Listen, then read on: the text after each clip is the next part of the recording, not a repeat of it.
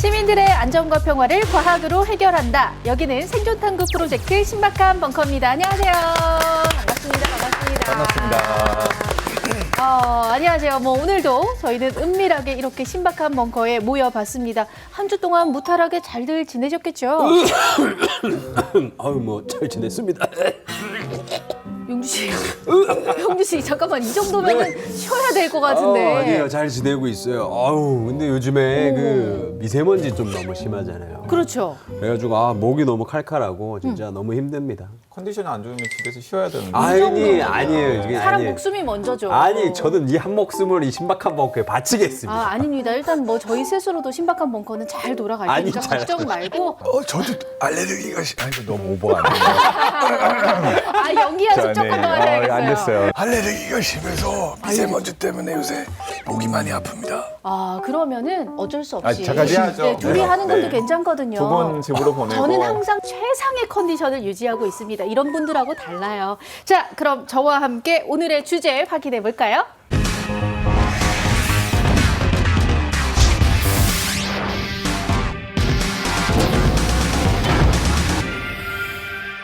서울 도심이 뿌옇게 변했습니다. 미세먼지 농도 역시 매우 나쁨 수준을 보일 것으로 전망됩니다.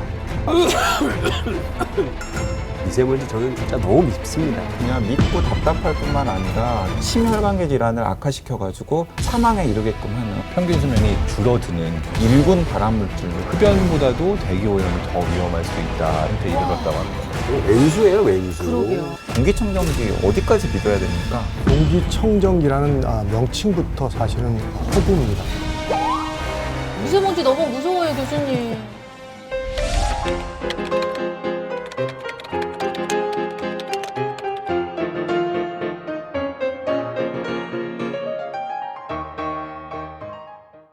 네, 오늘의 주제는 바로 두 분을 힘들게 했던 미세먼지였습니다. 미세먼지와 함께하는 삶은 안타깝지만 이제는 일상이기도 하죠. 맞아요. 그 파란 하늘, 하늘색 풍선을 이러긴데 파란 하늘도 모르겠고 네. 하늘색이라는 단어 자체가 지금 약간 많이 변형이 됐어요. 맞아.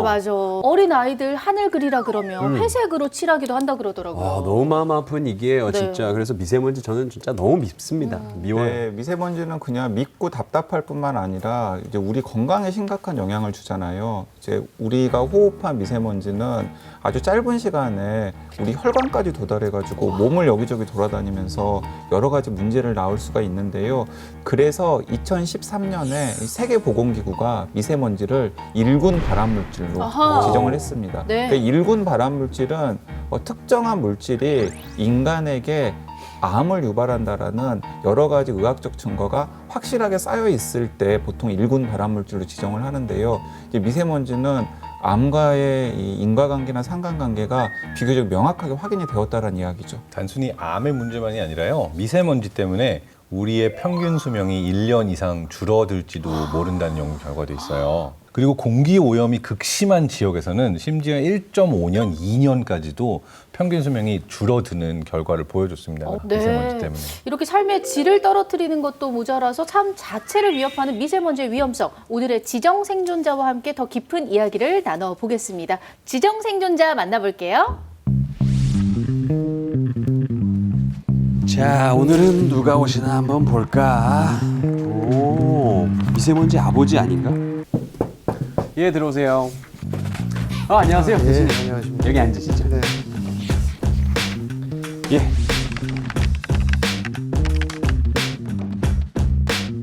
일단 손 소독부터 한번 하실까요? 현재 연세대학교 환경공해연구소 부소장이자 연세대학교 의과대학 예방의학교실의 임영욱 교수님 맞으십니까? 네. 임영웅이랑은 어떤 관계신지? TV에서 보는 겁니다. 그래요. 오늘 이 미세먼지를 보니까 76 마이크로그램이거든요. 높은 건가요? 예. 국내 거하고 저 중국에서 넘어오는 황사하고 겹쳐서 겹경사가 아니라 겹재앙이다. 네, 네. 환기하기 좋은 시간대가 있습니까? 주변 조건이 좋은 상태에서는 낮 시간대가 되면 확산도라는 것이 좋기 때문에 오염물질의 농도는 오히려 낮아지는 그런 현상들이 생기기 때문에 새벽이 제일 나쁘다라고 이해하시면 됩니다. 새벽마다 조깅을 하고 있는데 그럼 교수님도 매일 아침 스마트폰으로 미세먼지 수치 확인하십니까? 예. 그럼 너무 심각하면은 휴방이다 뭐 이렇게. 아직은 그런 적은 없고요. 사람에 따라서는 그런 것들을 적극적으로 대응하는 게 맞는 거고요. 이 와중에도 저 도로에서 담배 피는 사람들이 많이 있습니다. 예. 예, 제정신인데도 피는 거죠. 그러니까 이런 상황이라고 보면 사람에 따라서는 차이가 굉장히 편차가 크다고 이해를 하시면 됩니다. 네, 굉장히 절망적인 얘기를 웃으시면서 해주셨는데 벙커에 들어가실 준비가 된 것 같습니다. 같이 가시죠. 예. 지정 생존자 나와주세요. 안녕하세요. 반갑습니다. 반갑습니다. 환영합니다. 네, 자리에 앉아주시고요. 안녕하십니까. 저는 연세대학교 의과대학 예방의학교실에 있는 임영욱이라고 합니다. 오늘 아마 많은 국민들이 관심을 갖고 계시는 미세먼지에 대해서 하나씩 짚어보도록 그렇게 하겠습니다. 네, 반갑습니다. 환영합니다. 교수님, 정말 궁금한 게 많았거든요. 근데 일단 이거 먼저 여쭤봐야 할 것 같은데 우리가 생활하면서 미세먼지가 정말 심한 날, 이런 날 환기를 해야 되느냐 말아야 되느냐 맞아. 많은 분들이 고민하고 계시거든요. 그러니까 우리가 생활을 하면서 환기는 무조건 하시는 게 맞습니다. 근데 정말 심한 날 있잖아요. 뿌연 그런데 날. 이제 예경보를 보시면 미세먼지가 나쁘다라고 이야기할 때는 가능한 조절을 하시는 게 좋습니다. 조절. 예, 그런데 바깥보다 훨씬 더 나쁜 상태를 만들 때가 있습니다. 실내에서 흡연을 하신다거나 아니요, 전 아닙니다. 왜 네. 저를 아니 그냥 본 거예요. 아니, 전 아니고요. 예. 튀기거나 뭐 굽는 등의 조리를 한다거나 청소를 할 때와 같은 경우는 실제로 실내 먼지 농도가 바깥에보다 월등히 높아지는 경우들이 많이 있기 때문에 이런 경우는 무조건 환기를 기본적으로 하시는 것이 좋겠고요. 주변의 자기의 상태에 대한 것들을 어느 정도 이해하시고 환기를 하시는 것이 훨씬 더 올바른 방법이겠습니다. 교수님 그런데 그 미세먼지가 심하다 보니까 이제 공기청정기로 환기를 대신하는 분들도 일상생활에서는 굉장히 많이 볼 수 있는데요. 공기청정기 어디까지 믿어야 됩니까? 오해 없이 이해하셔야 되는 게 공기청정기라는 명칭부터 사실은 허구입니다. 공기를 청정하게 해주는 장치라는 오해들을 하시다 보니까 공기청정기를 켜놓으면 마치 공기가 깨끗해진다라는 착각들을 하십니다. 그런데 실제는 먼지를 줄이거나 아주 극히 일부 악취물질이라는 것을 줄이는 정도의 기능밖에 갖고 있지 못하기 때문에 환기를 통해서 어느 정도 그런 농도를 낮춰주는 일들을 수시로 해주셔야만 나머지 오염물질들에 대한 대처도 어느 정도가 됩니다. 네, 사실 저도 그동안은 미세먼지 나쁨 이상이면 환기하는 걸 꺼려했던 게 사실이거든요. 앞으로는 나쁨 이상이더라도 잠깐 동안은 환기를 좀 시켜줘야겠다는 생각이 듭니다. 그런데 우리가 미세먼지 관련 뉴스를 보다 보면 PM2.5란 단어를 자주 볼 수가 있는데 서울의 초미세먼지 주의보가 발령됐습니다. 뒤에 붙는 것이 먼지의 직경을 의미하는데요. PM10 그러면 직경이 10 마이크로메타라는 겁니다. 그러니까 우리가 10 마이크로메타 이하짜리의 먼지를 통칭해서 우리가 미세먼지라고 정의하는 거고요. 초미세먼지라고 정의하는 것이 PM2.5, 즉 직경이 2.5 마이크로메타보다 작은 먼지를 모두 다 통칭해서 초미세먼지라고 부르는데 국제적인 용어하고는 조금 차이가 있습니다. 국제적으로 흔히 미세먼지라고 하면은 PM2.5. 그러니까 초미세먼지라고 부르는 걸 국제적으로는 그냥 미세먼지인 거죠. 네. 그래요. 일단 미세먼지와 초미세먼지의 차이는 뭐 알갱이 크기 차이라는 건 알겠는데 그렇다면 미세먼지와 황사의 차이점은 뭘까요? 이거 저도 궁금합니다. 예, 우리가 역사적으로 보면 삼국사기에도 나오는 얘기가 있는데 하늘에서 붉은 비가 내리고 뭐 이런 글이 나옵니다. 그 얘기는 뭐냐면 과거부터 중국 쪽에서 발생된 모래바람들은 계속해서 이동이 있어 왔다라는 겁니다. 그래서 황사는 큰 먼지, 네. 흙먼지와 같은 큰 자연에서 발생된 것들의 일부 화학물질들이 첨가되어진 형태라고 이해를 하시면 되겠고 미세먼지라는 것은 화석연료로부터 기인되어져서 만들어진 작은 크기의 먼지, 연료계에서 불완전 연소되는 과정에서 만들어지다 보니까 불순물이 굉장히 많이 포함이 되어서 사실은 유기물이라는 것을 많이 함유하고 있는 게 바로 미세먼지 이렇게 구분하시면 될 것 같습니다. 참 시작부터 벌써 갑갑하고 답답해지네요. 오늘 정말 미세먼지에 대해서 할 얘기도 많고 들을 얘기도 참 많을 것 같습니다. 본격적으로 키워드 토크 시작해 볼게요.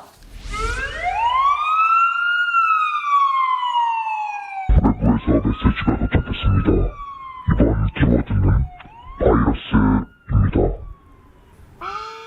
메시지가 도착했습니다. 첫 번째 키워드는 바로 바이러스인데요. 어머. 설마 미세먼지에 바이러스가 뭐 이렇게 숨어져 있다, 아, 너무- 뭐 입혀져 있다. 여기서 잠시 멈출게요. 이거 너무 끔찍한 그러니까 얘기예요. 이런 의미는 아니었으면 좋겠는데요. 불행하게도 미세먼지는 공기 중에 있는 박테리아라든가 바이러스와 같은 것들이 달라붙어서 같이 증식이 되어질 수 있고요. 특히 가정 내에서 많이 발생되는 것들 중에 한 가지가 곰팡이 종류, 네. 우리가 진균류라고 부르는데요. 네. 이런 것들이 굉장히 많이 먼지와 같이 공존할 수 있고 하필이면 곰팡이 종류들이 알레르기 질환하고 굉장히 연관성이 높습니다. 그래서 천식이나 아토피나 여러 가지의 알레르기 질환을 악화시키는 주요 원인으로 작용을 하기 때문에 먼지로부터 전달될 수 있는 여러 가지의 영향은 굉장히 다양하다라고 이해하시는 것이 맞습니다. 역시 슬픈 예감은 틀리지 않네요. 실제로 묻어 있고 입혀져 있나 봐요. 아니 미세먼지 그렇게 작다면서 거기에 또 어떻게 이걸 또 붙냐 그게. 그러니까요. 너무 신기하네요. 그러니까 방금 붙는다는 표현을 썼는데 그게 이제 정확합니다. 오. 그러니까 이제 미세먼지에 이제 바이러스라든가 세균이 붙어가지고 문제를 일으키는 상황이 생길 수 있는 건데요. 인천 성모병원의 우선혜 교수님 연구 결과인데, 그러니까 폐렴을 유발하는 포도상구균이라는 게 있습니다. 예. 그걸 미세먼지랑 같이 처리해가지고 이제 쥐에 주입을 했어요. 그랬더니 일반적인 포도상구균보다 뭐 항생제의 저항성이 더 커진다든지 이런 일들이 생긴 거죠. 아니 무슨 미세먼지가 바이러스를 업그레이드까지 시켜주는 와. 거잖아요. 지금 가장 우리가 우려하고 있는 코로나 바이러스도 맞다. 옮길 수 있는 거 아니에요? 놀랍게도 그런 사례가 실제로 발견되었습니다. 한 이탈리아 연구팀이 코로나19 감염자가 갑자기 치솟은 지역에서 실제로 공기 중에 떠다니는 미세먼지를 분석한 결과 코로나19 바이러스의 유전 단백질인 RNA를 발견을 했어요. 그래서 실제 감염성이 있는지는 증명되지는 않았습니다만 코로나19 바이러스의 유전 물질은 와. 발견이 됐습니다. 와. 좀 더 이제 걱정스러운 연구 결과를 하나 더 살펴보면 이제 미세먼지의 오염도가 높을수록 코로나19 사망률도 높다라는 사실을 확인을 했습니다. 근데 이게 이제 어찌 보면 당연한 게 네. 이제 미세먼지 농도가 높아지면은 미세먼지가 호흡기 질환을 포함해서 우리 몸에 다양한 질환들을 야기를 하잖아요. 그래서 전반적으로 면역계의 기능이라든가 이런 것들이 약해져 있고 기저질환을 가질 가능성이 높은 상황에서 이제 코로나19 바이러스의 공격까지 받으면은 이제 다른 지역에 비해서 사망률이 더 높아지는 결과로 나타날 수가 있는 거죠. 근데 혹시 두 분은 1년 동안 대기 오염으로 인해서 조기 사망하는 사람의 숫자가 몇 명이나 될 거라고 생각하세요? 전 세계에서요? 전 세계에서 1년 동안 뭐 10,000명 정도 되겠죠. 10만 명. 10만 명? 굉장히 많을 것 같아요. 10만 명? 굉장히 많은 게 10,000명, 10만 명? 10만 명도 엄청 많은 거죠. 100만 명이요. 연간 879만 명에 달했다는 결과가 나왔습니다.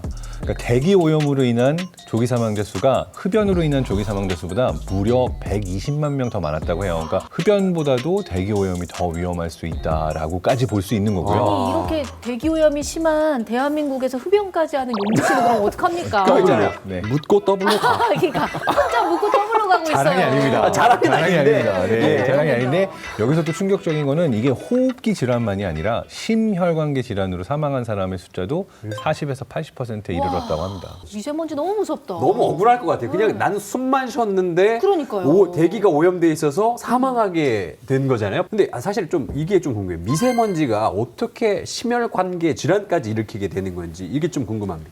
특히 미세먼지가 대부분 다 호흡기계 질환에 의한 사망률이 높을 거다라고 상상들을 하시는데 실제 사망률은 심혈관이나 뇌 쪽까지의 영향이 제일 높습니다.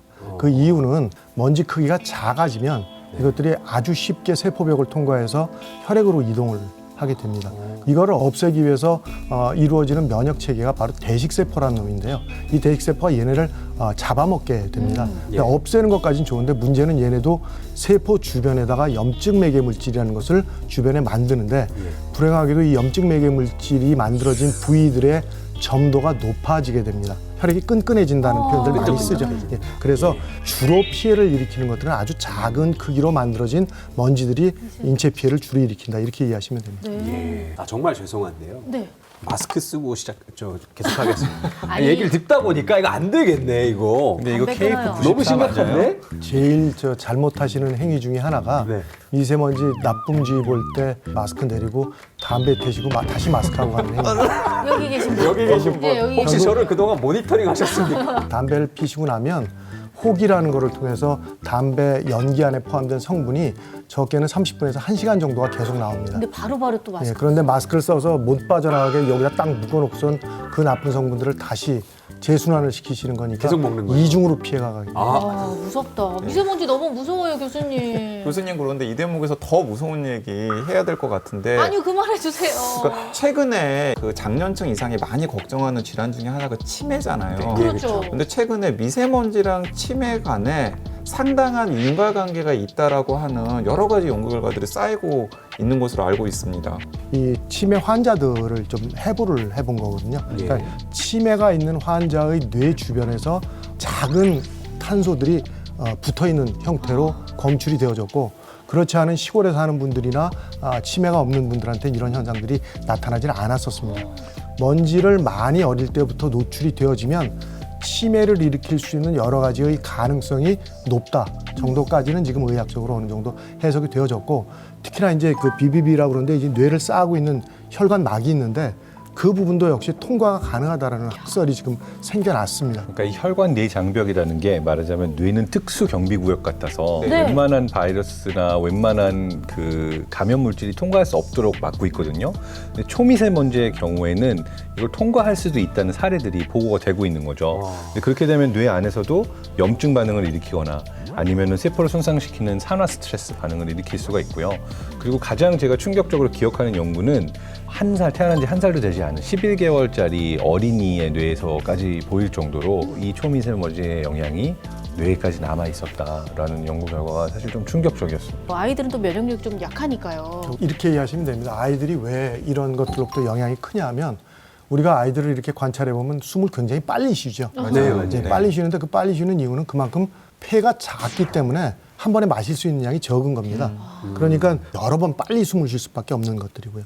그런데 미세먼지와 같은 것들이 높은 지역에 사는 아이들은 나가서 뛰고 노는 것들이 자꾸 줄어들게 됩니다. 폐가 제대로 성장을 못하는 겁니다. 호흡을 통한 여러 가지의 기능들이 굉장히 약해질 수밖에 없는 상태가 되다 보니까 이런 것들로의 간접적인 영향이 무척이나 여러 가지에서 연구 결과에서 증명이 되고 있습니다. 요즘 정말 이 미세먼지 뿌옇잖아요. 예. 아이를 둔 부모님들 걱정이 굉장히 많으실 것 같은데 뭐 좋은 팁 같은 건 없을까요, 교수님? 뭐 어쩔 수 없이 또 현재 개인 보호 장치라고는 마스크밖에는 마스크. 사실은 쓸 수 있는 것이 없습니다. 근데 예. 최소 KF80 이상을 쓰시게 하되, 아이들은 호흡에 대한 부분들이 좀 부담이 되기 때문에 마스크를 써서 호흡곤란이 오거나 숨을 쉬는데 불편함이 있으면 바로 떼어내는 것들을 잘 연습을 시키고 이해를 시켜 주셔야 합니다. 아니, 그 집에서는 뭐 음식 튀기거나 구울 때도 미세먼지가 많이 발생한다고 하잖아요. 네. 그러면 아이들 공부방을 주방 옆에 두는 거는 좀 안 좋겠어요. 네, 그러니까 가정주부들이 주로 조리라는 과정을 거치는데, 옛날 어머니들 한번 생각해 보시면 전기값이 아까워서 후드도 안 틀고 팬도 안 트십니다. 맞아요. 네. 그리고 그냥 음식 냄새라고 착각들 하시고 그 냄새를 그냥 삼시세때 습관적으로 맡으시다 보니까 조리 과정에서 발생되는 먼지들을 조사를 해봤더니 고등어 같은 경우가 뭐 한 2,500에서 3,000 마이크로그램까지 올라갈 정도로 굉장히 심각해서 최대한도로 주방에서 조리를 하실 때는 민간분들하고는 좀 거리감을 두시는 것이 훨씬 더 유리한 방법입니다. 네. 평소에 제가 좀 궁금했던 질문이 하나가 있습니다. 요즘에 이 애기들이 이 속눈썹이 좀 길어졌어요. 속눈썹이. 갑자기 그 얘기를 왜 하죠? 네, 이 속눈썹이 길어진 게 어떻게 보면 이게 미세먼지 때문이다. 이 눈에 미세먼지가 이게 들어가니까 그게 또 무슨 얘기예요? 자연 진화를 하는 거야. 다윈 알아요, 누나? 다윈? 죄송합니다, 교수님. 일단 제가 설명드릴게요. 예, 황당하시죠? 늘 이런 질문을 제가 해요. 속눈썹이 굉장히 긴데요. 저도 길어요. 진화하셨습니까? 어릴 때부터 제가 뭐 미세먼지 있는 데서 하는 건 아니고, 네. 속눈썹과는 연관성이 없고, 이제 중국에서 만든 공익 광고 중에 한 가지가 뭐가 있냐면 코털이 길어지는 방송이 있습니다. 그게 뭐냐면 미세먼지의 노출이 너무 많아지다 보니까 면역의 변화로 인해서 저항을 하려고 코털이 이렇게 길어지는 그런 공익 광고를 만들어서 그 우스개로 좀 돌린 게 있습니다. 결국 면역은 머리카락도 마찬가지고 코털도 급소를 보호하기 위해서 우리 몸에서 자라는 부분들입니다. 그래서 눈썹은 사실은 좀 과학적으로 증명이 안 된 얘기고, 코털의 증가 속도나 이런 것들은 오히려 증가할 수도 있습니다. 그러나 이거는 과학적으로 아직까지 입증된 바나 연구된 결과는 없습니다. 그렇죠. 아니, 코털이 진짜 막 촘촘하게 나면은 마스크 안 써도 되는 거잖아, 솔직히. 코털이 KF80처럼 막 진짜. 이렇게는 안 되잖아요. 아니, 근데 이렇게는 안 이게 되는데 내려보나. 괜찮겠냐고요. 내려보는 건 조금. 그런 날은 오지 않았으면 좋겠어요. 좋겠네요. 네. 어쨌든 교수님 다시 한번 죄송하고 예, 속눈썹과 미세먼지와는 일단은 상관이 없는 아, 걸로 예, 예, 알겠습니다. 착각인 걸로 결론 짓도록 하겠습니다. 자, 부모님도 아이들도 미세먼지 걱정 없이 지낼 수 있는 시기가 하루빨리 다가왔으면 좋겠습니다.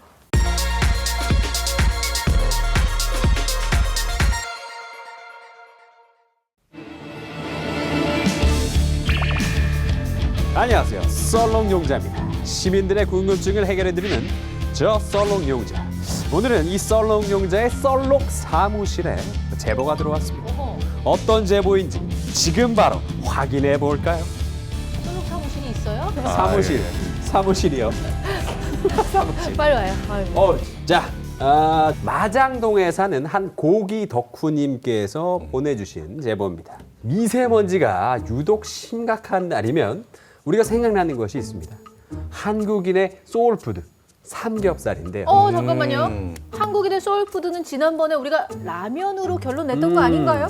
그때 그렇게 결론이 났었는데 네. 분야가 조금 다르죠. 미세먼지 한정, 리미티드 에디션 소울푸드. 아하. 삼겹살이거든요. 네네네. 어쨌거나 이 삼겹살을 먹어야 미세먼지가 우리 몸에서 배출이 된다. 이런 속설이 있는데 과연 이 말이 사실일까요? 이건 당연히 사실이죠. 진실이죠. 참 트루죠. 아유, 제가 보증합니다. 삼겹살에 있는 그 돼지고기 기름이요. 호흡기에 미세먼지나 이 이물질 제거에 도움이 된다고들 하잖아요. 그뿐 아니라 맛있잖아요. 맞습니다. 예, 소울푸드 맞습니다. 예. 옳아요. 옳은 말씀이시고 사실은 저도 같은 생각인데 이 속설이 이제 시작된 곳이 바로 탄광이거든요. 70년대에 분진에 노출된 탄광 노동자들이 이 일 끝나고 나서 이 지친 몸을 이끌고 삼겹살을 이렇게 먹고 나면은 맛있지. 이 속이 개운해지는 느낌과 함께 맛있지. 배가 든든해지잖아요. 또 맛있죠. 예. 그치. 그래서 이 강원도 탄광촌에는 한 집 건너서 돼지고기집이 있을 정도로 오호. 굉장히 이게 흥했다라고 합니다. 두 분 과학 프로 하신다면서 이렇게 감이 없으면 됩니까? 왜죠? 광부라는 직업은 노동 강도가 심해서 에너지원으로서 삼겹살이 좋았던 것 뿐이지 이게 정말 뭐 미세먼지, 탄광의 미세먼지 이런 거와는 전혀 상관이 없고요. 과학적으로 존재하는 기전 자체가 없습니다. 기전은 관찰되지 않았어도 사례는 충분히 많습니다. 저도 미리 조사를 좀 해왔는데 최근에 해양 기름 유출 사건이 발생한 이스라엘 아시죠? 들어보셨죠?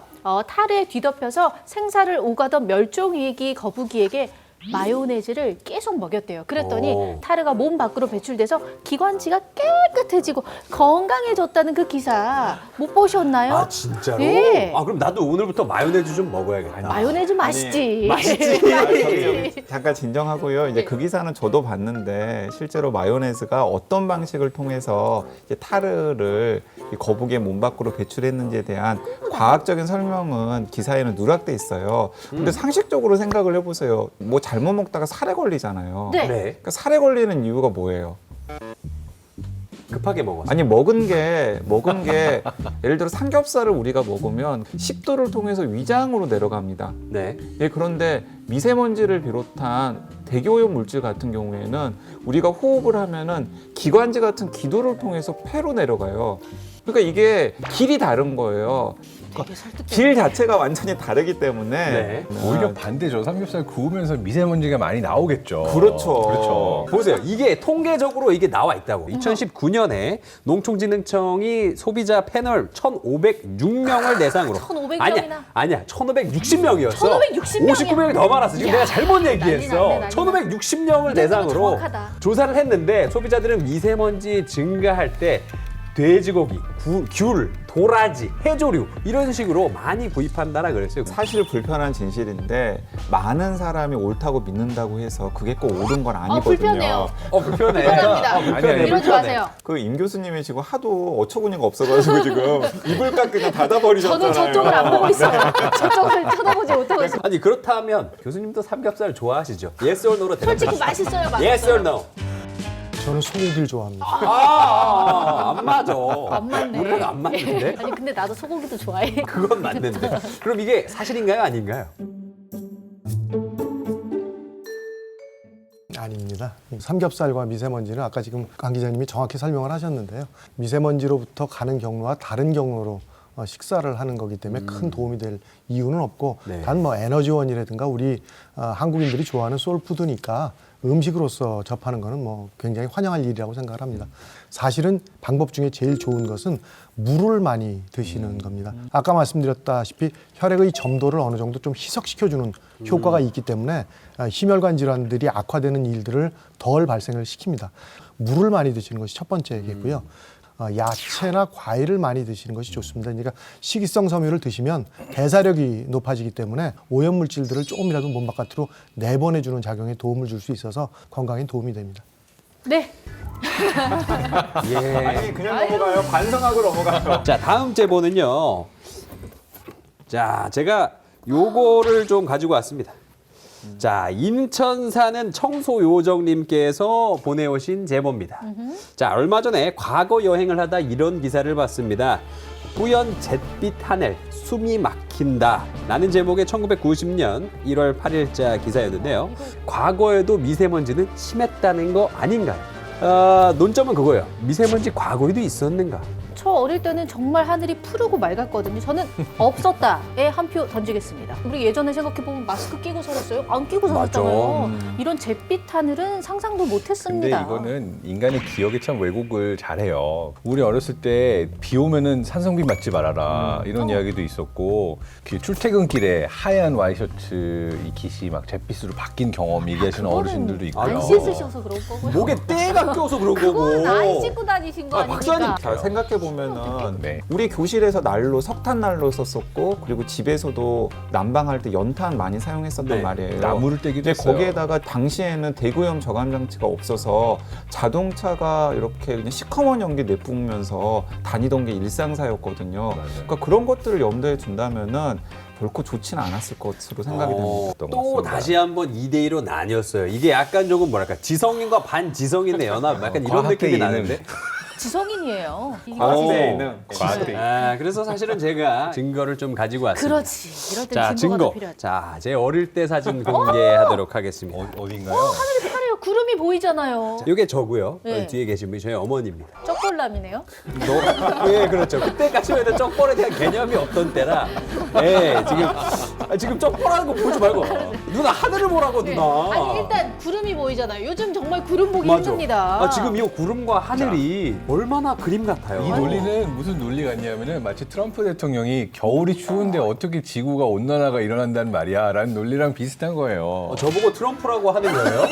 자, 다음 사진 한번 민주 씨 보시죠. 어릴 때구나. 네. 하늘 파란 거 봐요. 저희 할아버지. 그래서 보면 얼마나 파래. 예, 파래요. 근데 요즘은 뭐- 사진 찍으면 약간 하늘이 잿빛으로 맞아요. 회색빛으로 나오고. 또 있죠? 네, 지금 봄, 가을. 강한 자만 탈 수 있다는 정글짐. 이야. 이거는 자, 이건 증거가 아니라 아, 이거 이거는- 역시도 대표적으로 선택 편향입니다. 왜냐하면 이 사진 3개만 골라온 거죠. 그래서 우리가 흐린 날 뒤에가 이쁘지 않은데 사진 찍나요? 아니 그냥 본인 안 잘 나온 찍죠. 거 골라온 거예요. 아니야, 우리 집 가나에서 이거 사진 3장밖에 없어. 이 증거가 진짜 어떤 것이 증거인가를 보기 위해서는 데이터를 보는 수밖에 없습니다. 그래서 먼지로 인한 대기 오염이 심해지면서 서울의 경우에 1995년도부터 미세먼지를 측정했는데요.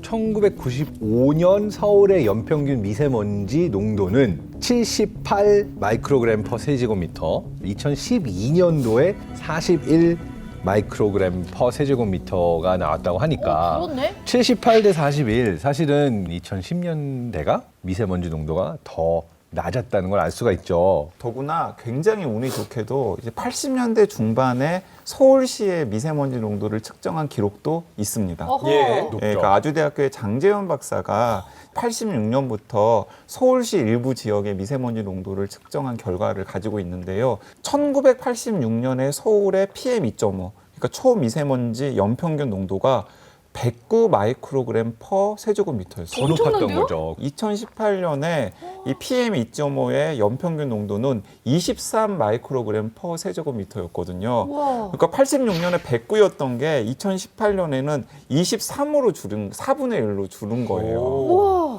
교수님, 이게 맞습니까? 네, 뭐 하필이면 이 측정 자료가 제가 측정을 했던 그 아주대학교의 그 예, 옥상에 올라가서 감전돼 가면서 측정했던 건 제가 다 했고요. 이거 뭐야? 사실은 내가 했어. 대단하신 분이에요. 저 5살 때 그런 연구를 또 하시고. 그 당시에 저희가 측정을 했던 수치를 되새겨 보면 지금보다 심할 때는 동그라미 하나가 더 붙습니다. 109 정도가 아니라 이건 1년 전체의 평균치이고 PM2.5가 나쁜 날은 뭐 800, 900 정도로 나타나서 지금은 도대체 상상을 할 수 없을 정도였는데 이유를 간단히 말씀을 드리면 당시는 저감 장치도 없고 연료 체제도 아주 저급한 연료들을 많이 썼기 때문에 오염물질 발생량이 지금과는 비교가 안 될 정도로 지역 오염원들이 많았었다라는 겁니다. 그래서 최근의 추세 중에 제일 크게 바뀌어지는 건 저감 장치를 통해서 먼지들이 깨진 상태에서 작아져서 나온다라는 특징이 있어서 무게로는 줄고 있는 게 틀림없는 사실이지만 사실은 먼지의 개수, 숫자는 오히려 늘고 있을 수도 있습니다. 우리나라 현재 연평균 기준이 PM2.5가 15입니다. 네. 기준을 못 지키고 있는 나라이고 WHO는 10, 그리고 미국의 작년 평균치가 8입니다. 결국 따지고 보면 우리나라는 선진국에 비해서 한 2배에서 3배 사이 정도를 현재 유지하고 있다라고 보면 더욱더 적극적으로 미세먼지를 줄이는 정부의 노력과 국민의 협조가 필요한 것이 바로 미세먼지의 현황이라고 말씀드릴 것 같습니다. 교수님 말씀 듣고 다시 한번 생각해 보니까 예. 제가 어릴 때 하늘이 파랗다고 느낀 건 예. 저는 이제 시골에서 살아가지고 네, 생각해 보니까 그래서 파랗게 느꼈나 봐요. 그랬겠네요. 예, 다음에는 저희가 이길 수 있는 거 좀 제가 가져오도록 하겠습니다. 자, 여러분 함께해 주셔서 감사합니다. 뿅.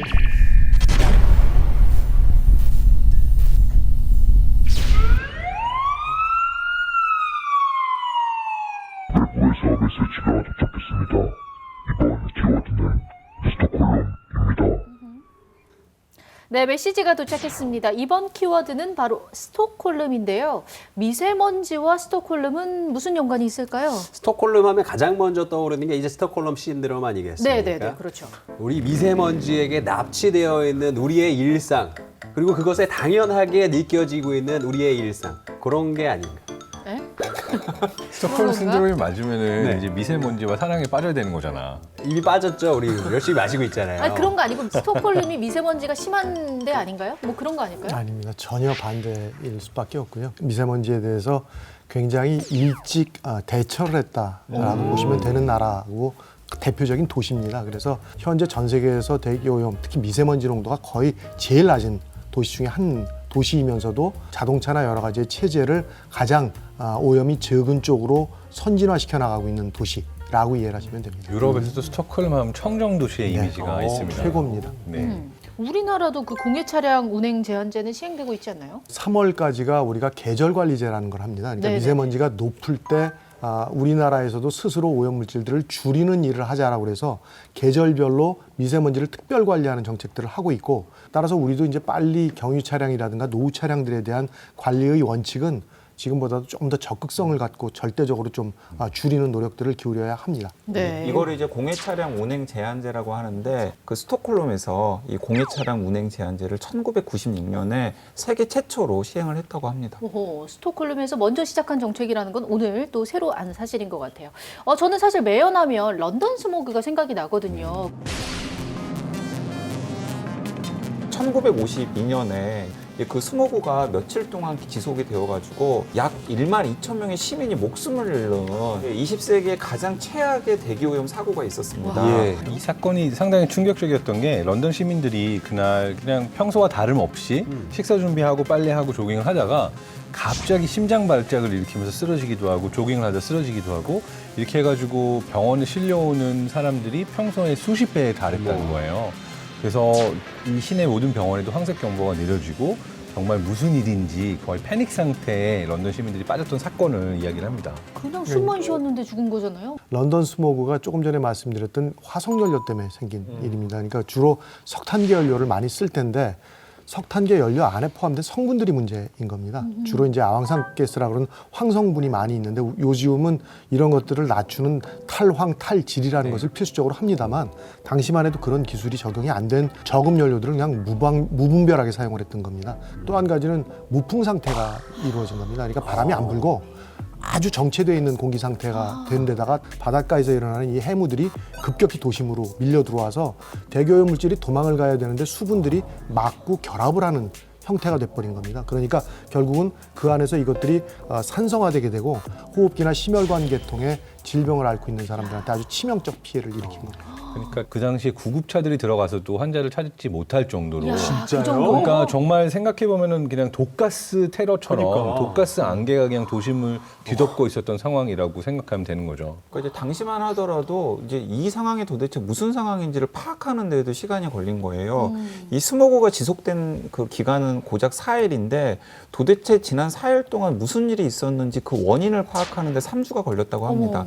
근데 그 3주 동안 약 4천 명이 사망을 한 거예요. 어머. 진짜 끔찍합니다. 고작 4일 만에 그 많은 사람들이 이렇게 큰 피해를 입었다는 게 믿기 힘든 사실인데, 근데 지금은 어떻게 청정국이 됐다는 거예요? 그 당시에 이제 문제가 이루어지니까 이제 위원회를 만들었습니다. 비버 커미티라는 걸 만들어서 브리티시 클린 에어 액트라는 법을 만듭니다. 그래서 그 만들어진 법안의 주요 내용은 연료를 저급한 것들을 쓰지 말자. 그리고 지역별로 안전한 존을 만들자라는 내용들이 주 내용입니다. 그러니까 지역에 따라서 사람들이 많은 곳은 덜 쓰게 하는 그런 정책 쪽으로 가서 청정국에 가깝게 바뀌어져 있는 형태입니다. 그리고 이제 우리나라도 좀 배워야 되는 여러 가지 인센티브 제도도 이용을 하고 있는데요. 그 대기오염 물질을 많이 배출하는 노후 경유차 같은 경우에는 시내에 주차를 할 때 주차비를 엄청 비싸게 매기는 거예요. 근데 반면에 일상생활에서 대기오염 물질 배출이 없는 전기차 같은 경우에는 뭔가 우대를 해주는 거죠. 좋죠. 네, 그래서 할인해준다거나. 자연스럽게 시민들이나 혹은 차량을 운행하시는 사업자들이 오염물질 배출이 적은 차로 바꾸도록 유도를 하는 겁니다. 제가 살았던 독일 같은 경우도 2000년대 초반에 미세먼지가 좀 문제가 됐었기 때문에 독일 전역에 이제 움벨트존이라고 하는 좀 친환경 구역을 선정을 했어요. 그래서 이곳은 차량이 통행을 하지 못하도록 통제를 했고요. 이게 큰 효과를 보여서 24%나 1년 만에 미세먼지가 감소했다고 해요. 제가 사실 이 동네에 살았었거든요. 움벨트 존에 사셨어요? 움벨트 존에 주택도 있었고 차를 타고 다니면은 너무 불편하도록 만들어놨어요. 그러니까 사람들이 불편하니까 나 차 타고 가느니 차라리 걸어가. 자전거를 타거나 그냥 대중교통 이용하거나 걸어가지라고 끔 만들어서 실제로 정말 1년 만에 굉장히 큰 효과를 봤었던 곳들입니다. 두 분의 말씀을 들어보면 계속해서 뭐 자동차 매연 이야기가 나오는 것 같아요. 우리나라 경유차 진짜 많잖아요. 정말 아직. 많습니다. 예. 앞에 보여드리는 이 그림이 5개 지역의 아이들의 동일 연령의 대식세포를 사진을 찍어 놓은 건데 여기 보시면 까만 점들이 안에 보이실 네. 겁니다. 네네네. 그런데 A는 없지만 E까지 내려가면 그 까만 점이 자꾸 늘어나는 걸 보실 수 있죠. 차이가 많아요. 예, 그런데 단순히 A라는 그 아이는 살고 있는 집이 도로로부터 가장 먼 곳에 거주하고 있는 아이고 E는 도로에 가장 붙어 있는 데서 주거를 하고 있는 아이입니다. 혈액의 점도나 이런 것들이 굉장히 깨끗한 상태나 굉장히 나쁜 상태 네. 이렇게 이해를 하시면 돼서 사실은 경유차와 같은 것들이 우리 아이들이나 사람의 건강에 어떤 영향을 미치고 있을지에 대한 것들을 예상할 수 있는 굉장히 중요한 연구 결과이기도 합니다. 네, 진짜 경유차 등의 내연기관을 앞으로 어떻게 관리할지가 핵심일 것 같아요. 아무래도 유럽은 국경을 맞대고 있으니까 연합이 좀 더 잘 됐던 것 같은데 우리 동북아시아는 어떨까요? 우리도 유럽처럼 할 수는 없을까요? 우리는 아시다시피 중국이라는 거대한 국가 옆에 살고 있고 과거부터 뭐 풍향에 의해서 우리가 이렇게 영향을 받아왔고 그래서 과연 중국으로부터 넘어오는 양이 얼마냐? 과거 연구에서는 50%가 조금 넘는 연구 결과들도 있었습니다. 근데 최근에 중국이 자료를 우리한테 제공해 줘야만 해석이 가능한 부분이라서 2013년 자료를 갖고 우리가 해석을 해보니까 전체 1년치에 대한 총양으로 계산하니까 한 32% 정도? 그게 2019년에 두 국가에서 환경 당국에서 연구를 해서 내린 결론의 숫자입니다. 이거는 시기나 상황에 따라서 계속 바뀔 수밖에 없고 지금보다 우리도 중국도 저감 시설이나 저감을 조금 더 하는 노력들을 기울이면 이 숫자는 자꾸 더 낮아질 수밖에 없습니다. 그러니까 우리나라는 우리나라대로 우리 국내에서 발생하는 미세먼지 같은 오염물질의 농도를 줄이도록 노력을 하고 그걸 가지고 중국에다가 들이밀어야 되는 거죠. 그렇죠. 우리가 이만큼 줄이도록 노력을 해서 이렇게 국내 발생은 이렇게 줄어들었는데도 불구하고 너희들이 내놓는 것 때문에 우리가 고통을 겪고 있다. 너희들도 우리가 한 만큼은 좀 노력을 해야 되지 않겠느냐. 이제 이러면서 서로 좀 같이 좋아지는 뭔가 길이 열릴 수 있지 않을까라는 생각을 해봅니다. 그러고 보니까요. 그 중국이 2008년에 그 베이징 올림픽 때 인공 강우를 이용했었잖아요.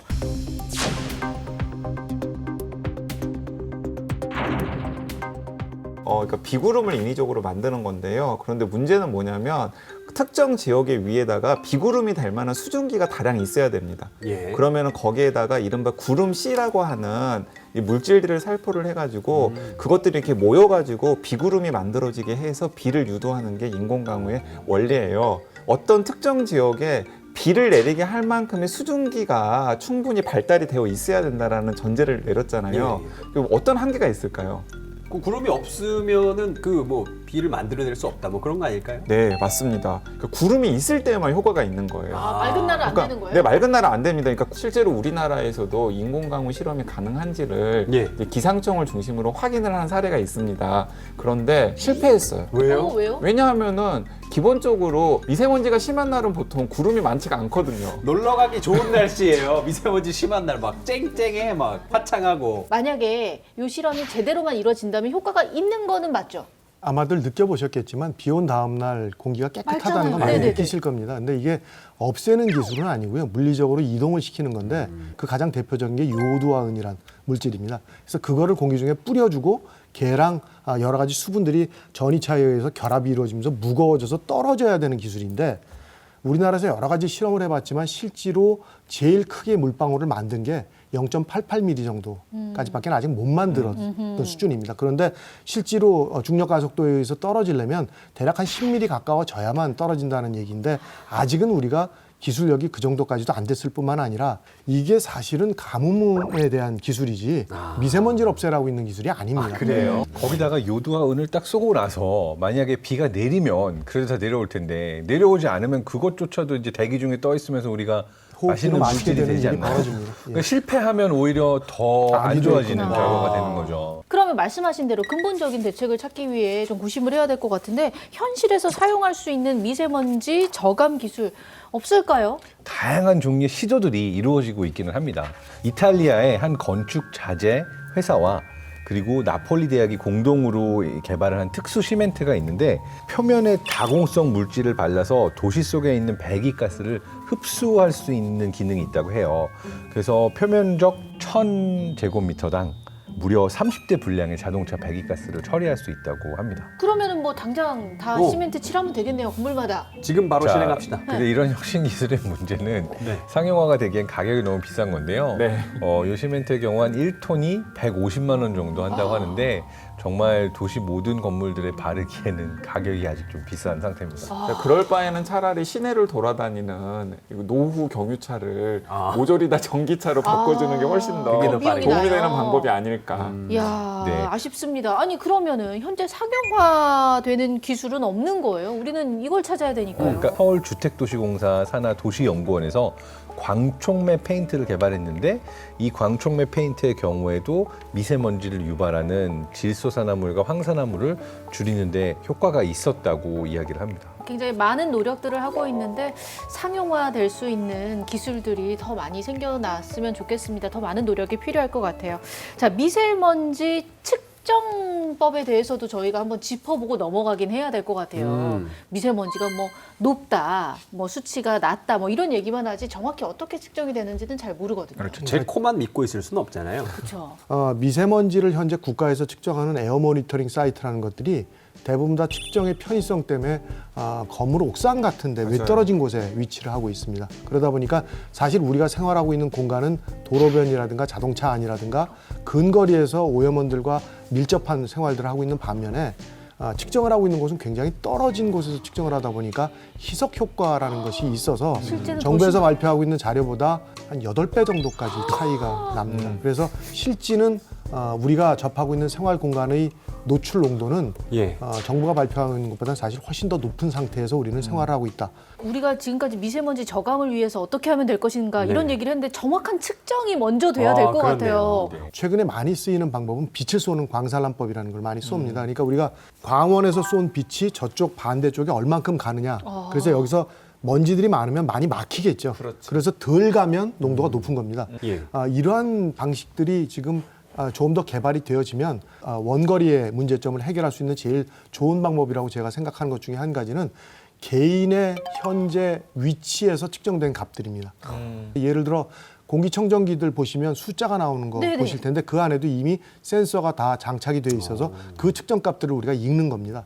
그러다 보니까 그런 것들을 조금 더 소형화하고 좀 더 일상화시켜서 스마트폰 같은 데다가 장착을 시켜서 좋겠다. 판매를 할 수 있게 되면 미세먼지를 근거리에서 측정된 값으로 자기의 건강 관리를 할 수 있는 방향, 이게 아마 가장 올바른 방향이라고 생각합니다. 정확한 측정을 통해서 각자 본인에게 맞는 적절한 대응을 하는 것이 중요할 것 같습니다. 자, 그럼 이제 우리 지정 생존자의 생존 키트 열어보러 가볼까요?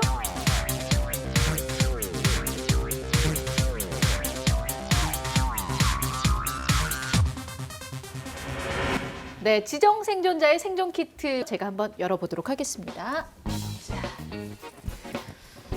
오늘 좀 유난히 묵직한 것 같지 않아요? 그러게요. 뭔가 엄청난 게 나올 것 같은데요. 볼게요. 엄청난 게 나오네요. 진짜? 벌레, 메인 마른 저머니야. 벌레, 오. 분모기. 여기다 물을 가득 채워주셔서 이렇게 무거웠던 그랬구나. 거예요. 아니 어떤 의미인가요? 이거 생각지도 못했거든요. 바깥 공기는 국가의 정책에 따라서 어느 정도 결정이 된다고 보시면 됩니다. 그러나 바깥보다 실내가 더 나빠지는 상태를 개선시키기 위해서 밖에서 먼지를 최대한으로 띄고 들어오시는 게 첫 번째 해야 될 일이고, 두 번째는 미세먼지는 공기 중에 떠 있기 때문에 앞서 말씀드렸던 인공강우와 같이 무겁게 만들어서 물리적 이동을 시켜주시는 겁니다. 그래서 이걸 뿌려서요? 예, 뿌려서 공기 중에서 무겁게 만들어서 떨어뜨리면 그 다음엔 바닥으로 이동하기 때문에 바닥에 있는 먼지들을 닦아주시는 건데, 건국대학에서 자취방에서 6개월 동안 실험을 시켰습니다. 진공청소기로 먼지를 없앴을 때하고 밀대로 해서 직접 바닥 먼지를 닦았을 때의 먼지 양에 대한 계산을 해봤더니 밀대로 닦았을 때가 훨씬 더 효과적으로 먼지를 줄이는 효과들이 있었다라는 실험까지 직접 해본 경험들이 있어서 가능한 집에서 청소를 하실 때는 물로 제거시키는 일까지 병행해 주시면 훨씬 더 효과적으로 실내에서 미세먼지를 관리할 수 있는 방법이 됩니다. 저도 오늘 집에 가면 우리 교수님이 말씀해주신 방법대로 이게 청소를 한번 해보도록 하겠습니다. 지정 생존자가 준비한 생존 키트까지 확인해봤습니다. 신박한 벙커 벌써 마무리할 시간인데요. 교수님 오늘 함께 하셨는데 어떠셨나요? 제가 여러 가지 얘기를 말씀을 드렸습니다만 사실은 이런 연구를 안 하는 세상이 돼야 되겠죠. 우리가 이런 알아야 될 것들이라기보단 모르고 편하게 살 수 있는 세상이 되기를 하루빨리 그런 시간이 오기를 바라겠습니다. 네. 맞습니다. 이게 한국에 살다가 이제 고국으로 돌아간 제 외국인 친구가 한 명 있었는데 네네. 얼마 전에 자기 동네에 그 파란 하늘을 저한테 찍어서 보내면서 용주야 서울의 그레이 스카이는 아직도 그대로니 뭐 이렇게 얘기를 했는데 네. 너무 화가 나서 초차가서 한 대 때려주고 싶었는데 코로나서 갈 수는 없었고 미세먼지가 빨리 해결돼서 우리도 파란 하늘을 마음껏 볼 수 있는 그날이 왔으면 좋겠습니다. 네. 자, 시민들의 안전을 지키는 생존 탐구 프로젝트 신박한 벙커. 저희는 다음 시간에 다시 찾아뵙겠습니다. 고맙습니다.